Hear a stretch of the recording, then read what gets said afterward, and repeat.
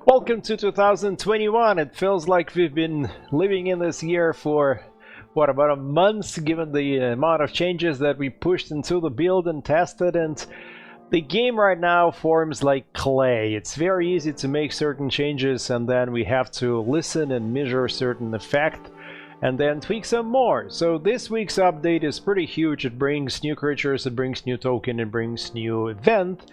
It transitions ruins into a full-bodied biome, provides some help in the encounters and how you fight the encounters, but most important thing is 8 new creatures and mixed creature parties. There's still a few things we want to do next week, which will change the way that the creature parties, the new mixed creature parties, behave on the map, and that'll complete the sort of revision of how we think the map should feel like, and then we'll focus more on the actual encounter. Let me run the build and show you just a few things, and I have a really big ambition of keeping this under 10 minutes. So, where are we? Here. There we go. Yep. Here you can see one of the things we introduced this version is the corpses and chests, and in the future any similar objects are right there on the map. We did not like the situation where you couldn't tell what kind of event you will have if you step onto certain hacks, so now everything is up top. Next to the corpse, you can see the new biome. Ruins have transitioned into a proper biome, so that the speeding demons that move only there, they are no longer limited by just one hex. The spellbook received hotkeys, so pressing 1, 2, or 3 gives you access to the spellbooks of different characters. Now, I'm not really lucky, it's 2, 3, and 4 in memory size, but here let me show you 3 new spells that we've brought into the game. This is the Healing Touch, Restorative Breath, and Regenerative Wave.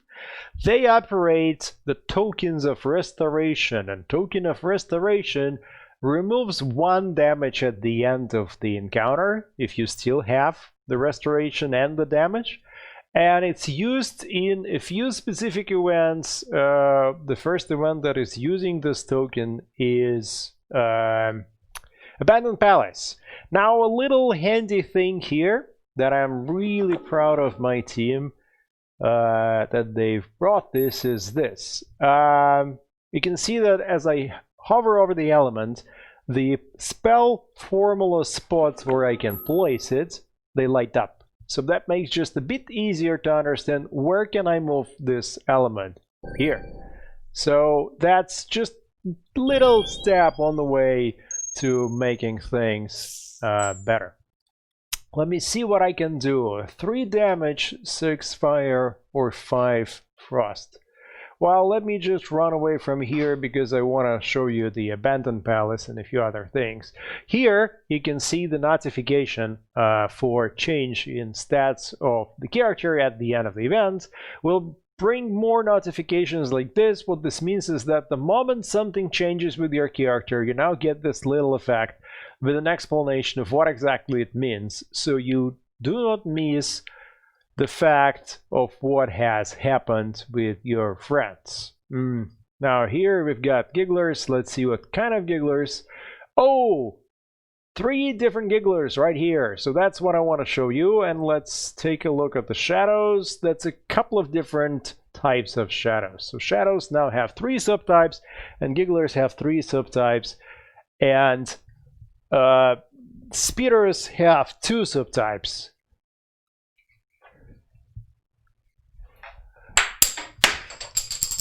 All right, let me just skip this day and see how that goes. Gigglers, my friends, please don't leave me. So now I'm really eager in having the Gigglers go after me and not the shadows. All right, very good. Okay, now what you see here is work in progress. There's one animated Giggler here that you will recognize from the previous build. That's an adult. And then here you've got a seasoned Giggler who gives different loot. And then you've got a little offspring that gives a different load. So all of them belong to the same group. And also there's new descriptions coming in for each of the types. So you may discover something else. Most of these descriptions now transition to quotes from certain books of Rund. Now the actions, the interactions are different, so it's much easier to squash this little pig than it is to hit this guy. And this guy, the big guy, it gives Giggler Skull, which is equipable. So you can have equipment that actually helps you complete more events with Gigglers. And this guy is easier to kill, and you can get eggs. So that's an example of how that looks here. I don't know if I have it in me to fight them. They also have different actions and different, like, they share actions, a bunch of actions, and then each creature has a specific actions that only it can take. And there's different probabilities for different actions. So we're going to be playing this weekend and seeing how successful those are, those probabilities. Maybe we'll need to update something. Now, I'm not sure I have it in me to show you the way out of this encounter, because I don't have any alchemy on me. But let's see. The way I want to deal is through fear. Yes, I think I'm going to deal through fear. So let me... Yeah, I don't care. I'm all, shouldered. The fact that they deal a lot of infection is not good, because my infection tolerance is very low, and they use infection to restore themselves.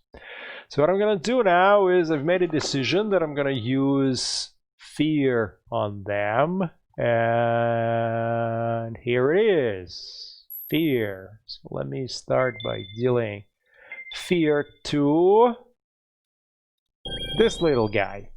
I want to remove him as the easiest. He only needs 2, because then this environment effect, which gives everyone infection every round, will disappear. This effect is only because there are 3 Gigglers in the encounter.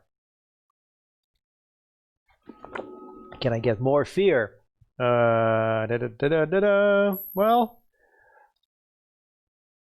I don't really need, and this I don't really need.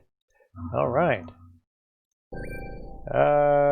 Who has what I need? He's got 0, he's got 1 and 1. Well, even the decks are not so great. Okay, well, I hope I survive. There's a bunch of new sound effects in. Oh, and I even lost that. I go, you know what? I will retreat from you guys. I'm not in the mood of trying to finish this within 5 minutes. So let me show you the shadows. So that's 2 different kinds of shadows, and again, this guy works through fear, and this guy works through fatigue. So the attacks, most of the attacks here are fatigue based, and most here are fear based. There is one more shadow that I don't see in this encounter, which is the shadow with the big rusted sword, and that shadow can actually inflict damage. The froze tokens have changed. It used to be that every 3 tokens would give you 1 paralysis. Now it's 3 or more give you 1 paralysis. And then this little red highlight of the creature is meant to help you understand which creature is making the move. Because right now, not everyone is animated. Running away. Again.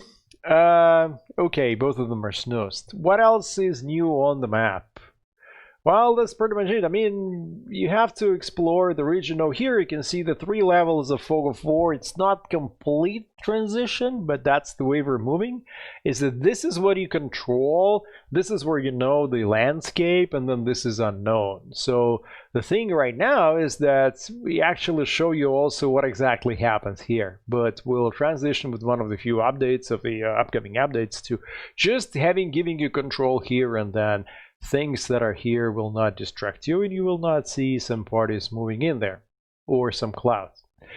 That's about it for this week. You can read the release notes in the link on Steam or on Discord, and there's illustrations for what specifically has changed. Next week we're gonna work on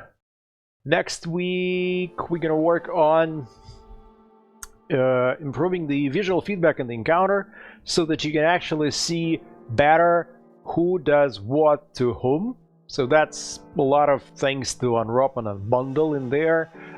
We'll fine-tune some of the visuals on the map. We'll continue working on the animations and on the better visuals for the creatures we just introduced into the game. I'm sure we'll rebalance some probabilities and we'll rebalance probably some actions. We just need to play, and you guys please send us your feedback, what was hard and what was easy.